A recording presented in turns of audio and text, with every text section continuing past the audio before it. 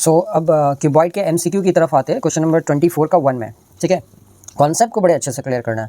सो inner volume का मतलब क्या होता है यहाँ पे? इनर वॉल्यूम का मतलब अंदर का वॉल्यूम। ठीक है, सो अंदर का वॉल्यूम का मतलब क्या हुआ कि अगर ये बॉक्स है और इस तरह से अंदर में कैपेसिटी रखता है, सो अंदर के वॉल्यूम इसी को कहते हैं। सो inner volume of A cuboidal box is 440 CC है। ठीक है, सो सीसी मतलब क्यूबिक सेंटीमीटर, ये वॉल्यूम दिया हुआ है, ये वॉल्यूम दिया हुआ है और इनर वॉल्यूम है। ओके, सो वॉल्यूम का मतलब क्या होता है? हाँ, वॉल्यूम का मतलब होता है LBH। ठीक है, and the area of the inner base is 88 square centimetre. Area 88 है, किसका एरिया? इनर बेस का। इनर बेस मतलब अंदर का। अच्छा, एरिया का फॉर्मूला क्या होता है? हाँ, एरिया का फॉर्मूला होता है L/B।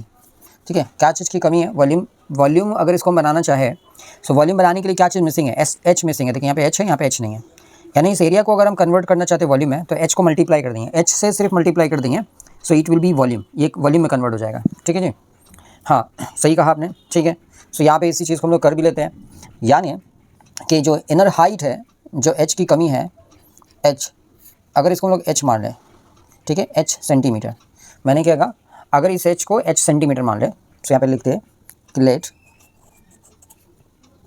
इनर हाइट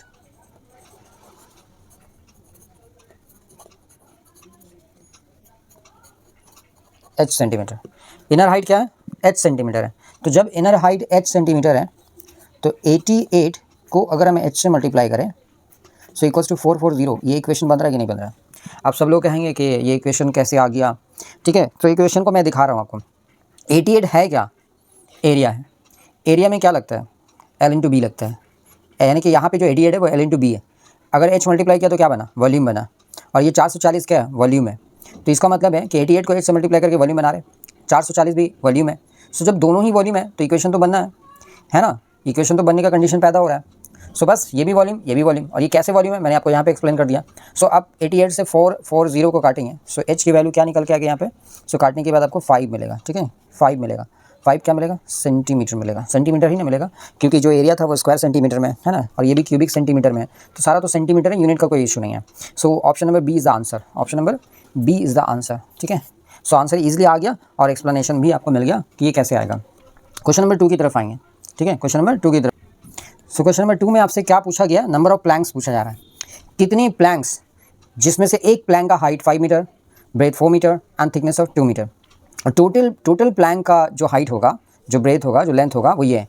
तो यहाँ तो आप कहोगे ये तो क्यूबॉइडल होल का, टोटल प्लैंक का तो नहीं है। सो आप ही बताओ कि क्यूबॉइडल होल, उसी क्यूबॉइडल होल के अंदर ही टोटल प्लैंक डाला जाएगा। अच्छा, जब टोटल प्लैंक उसी में फिट हो रहा है, तो चाहे आप होल क्यूबॉइडल होल का टोटल क्यूबॉइडल होल का लेंथ का है या टोटल प्लैंक का लेंथ का है, एक ही बात है ना। तो मैंने इसलिए समझाने की कोशिश की है कि हमेशा याद रखिएगा, जब भी नंबर ऑफ प्लैंक्स यानी किसी भी चीज़ का नंबर मालूम करने को कहा जाए, सो टोटल यूनिट हमेशा ऊपर होना चाहिए। टोटल यूनिट हमेशा ऊपर होना चाहिए, और जो यूनिट है यानी कि सिर्फ सिंगल यूनिट वो नीचे होना चाहिए।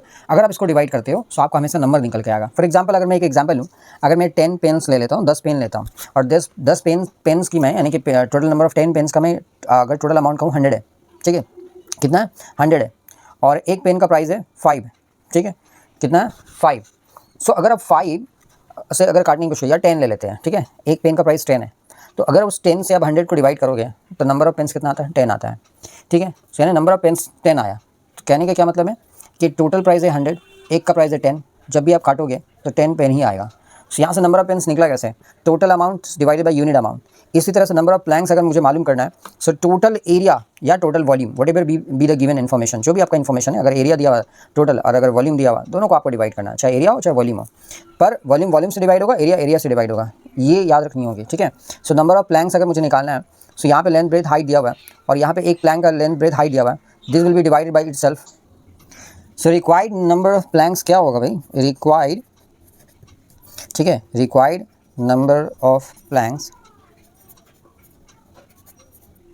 इज इक्वल्स टू, कुछ नहीं करना है, total length breadth and height divided by unit length, that will be 5 × 4 × 2। तो जब आप इन सब का कैलकुलेशन करोगे सो आपका वैल्यू आएगा 192। That will be the answer B. Okay, so question number 2 has been solve. ये भी हो गया, डन। और मैंने आपको एक बहुत इंपॉर्टेंट इन्फॉर्मेशन दी है क्वेश्चन नंबर 2 के रेफरेंस से कि जब भी आपको नंबर ऑफ किसी भी चीज़ का नंबर मालूम करना, टोटल हमेशा ऊपर होना चाहिए, यूनिट हमेशा नीचे होना चाहिए, डिवाइड कर दो ईजिली। ये काम स्फेयर में भी करेगा, कोन में भी करेगा, सिलेंडर में भी करेगा। सो इस तरह के क्वेश्चन में भी इस तरह का कॉन्सेप्ट आपके लिए हेल्पफुल होगा। सो रिमाइंड दिस। अब क्वेश्चन नंबर 3 की तरफ बढ़ेंगे। क्वेश्चन नंबर 3 की तरफ आएंगे तो वैसे ही डेली का आपको जो कॉमन कॉन्सेप्ट है ना, वो यहाँ पे फिर से देखने को मिलता है, जो कि मैंने पहले भी आपको कई बार समझाया कि आपके पास सरफेस एरिया दिया हुआ है। तो जब भी सरफेस एरिया दे, वॉल्यूम दे, इसके बराबर में इसका फॉर्मूला लिखे। सो सरफेस एरिया का फॉर्मूला क्या है? सरफेस एरिया का फॉर्मूला क्या है? क्यूब का। ठीक, तो अगर आप क्यूब की तरफ बढ़ेंगे तो क्यूब में सरफेस एरिया का फॉर्मूला क्या होता है? सो यहाँ पे सरफेस एरिया दिया हुआ, तो ये बड़ा इंपॉर्टेंट क्वेश्चन है, इसको आपको ध्यान देने की ज़रूरत है। ठीक है, सरफेस एरिया का फॉर्मूला होता है क्या? 4 इंटू साइड का स्क्वायर होता है। ठीक है जी, साइड का स्क्वायर इज इक्वल्स टू 256। यहाँ से क्या निकल के आएगा? आप 4 से जब काटेंगे इस 256 को और साइड का जब स्क्वायर हटाएंगे तो साइड यहाँ से निकल के आ जाएगा 8। ठीक है, क्या निकल के आएगा? 8। अब उसके बाद बारी है इसकी वॉल्यूम की।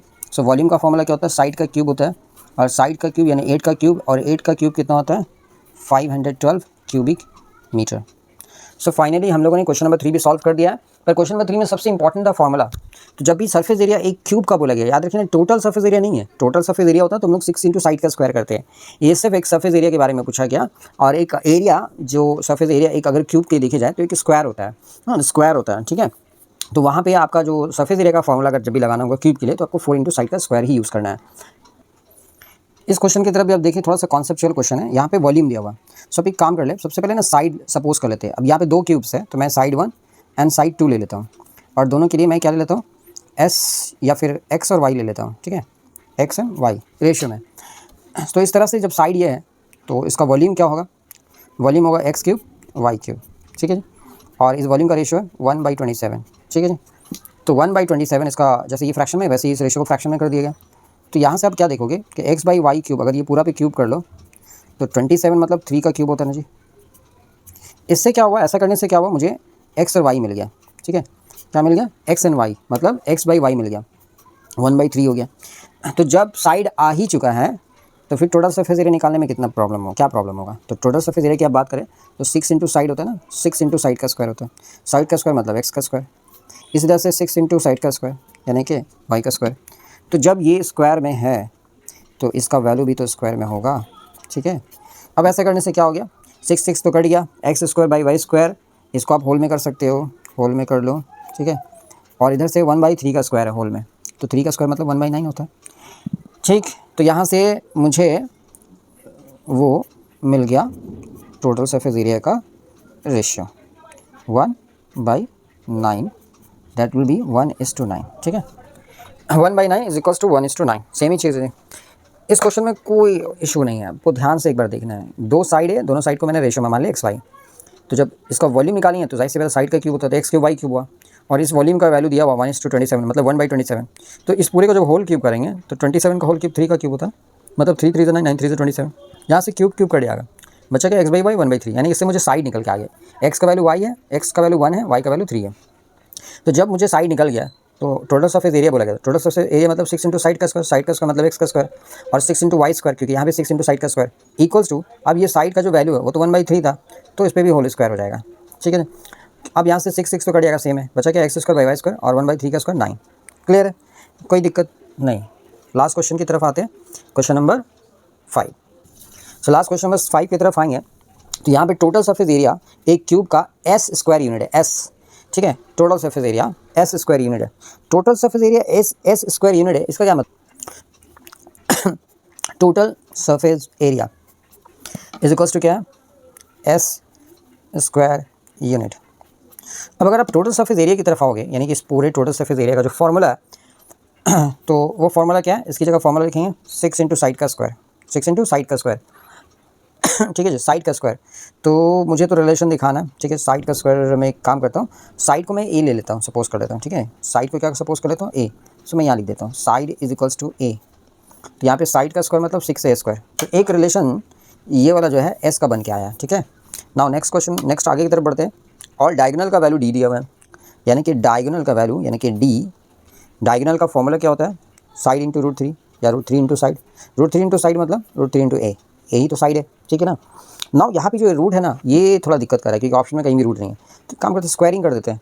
बोथ साइड स्क्वायरिंग, यहाँ पे स्क्वायर करते हैं तो इस पूरे का पूरा स्क्वायर कर देते हैं। अब ऐसा स्क्वायर करने से क्या होगा, रूट 3 तो खत्म, रूट मतलब रूट खत्म हो जाएगा, तो 3a स्क्वायर हो जाएगा। क्या हो जाएगा, 3a स्क्वायर, और यहाँ से क्या हो जाएगा, d स्क्वायर। ठीक है, अब दोनों तरफ ना क्या करना है, 2 का मल्टीप्लाई कर दीजिए, 2 का मल्टीप्लाई बोथ साइड, तो ये कितना हो जाएगा, 2d स्क्वायर हो गया, और ये कितना हो गया, 6a स्क्वायर हो गया। अब सवाल ये होता है कि यहाँ पे हम 2 से मल्टीप्लाई करें तो क्यों तो करें इसलिए कि जब आप रिलेशन बना रहे हो तो जो इस 6a स्क्वायर है ना, इसको कैसे यूज़ करें। तो अगर मेरे दिमाग में ये आया कि अगर हम इसको 2 से मल्टीप्लाई करें तो ये 6a स्क्वायर बन जाए, यानी यहाँ से मैच हो रहा है। चलो ठीक है, तो जब यहाँ से मैच होगा तो इस पूरे को हटा के इसकी जगह क्या लिखेंगे, s लिखेंगे। ठीक है, और यहाँ पे क्या लिखाएगा, 2d स्क्वायर लिखाएगा। ठीक है, यहाँ तक का। अब d स्क्वायर को अगर हम रोक दें, d स्क्वायर को अगर हम रोक दें पूरी, तो s के नीचे 2 चला जाएगा, s के नीचे 2 चला जाएगा, तो एक रिलेशन बन के आएगा। ठीक है, d square is equals to s/2, d square is equals to s/2 which is number option number d is equals to s/2। ये रिलेशन आ गया। रिलेशन स्टैब्लिश करना था यहाँ पे, तो इसलिए थोड़ा लॉजिकल आइडिया का यूज़ करके इस रिलेशन को स्टैब्लिश किया मैंने। सो आखिरकार मैंने MCQ भी सॉल्व कर दिया है चैप्टर 4 क्यूबॉइड का, and it will be very helpful to you for exam. ज़्यादा से ज़्यादा इसको शेयर करें ताकि नीडी स्टूडेंट जो है इसका फ़ायदा उठा सके, सिर्फ अपने तक ना रखें। ठीक है, ये इसकी कॉस्ट है। So now next short question के लिए आगे मिलेंगे, फ़िलहाल के लिए बाय बाय।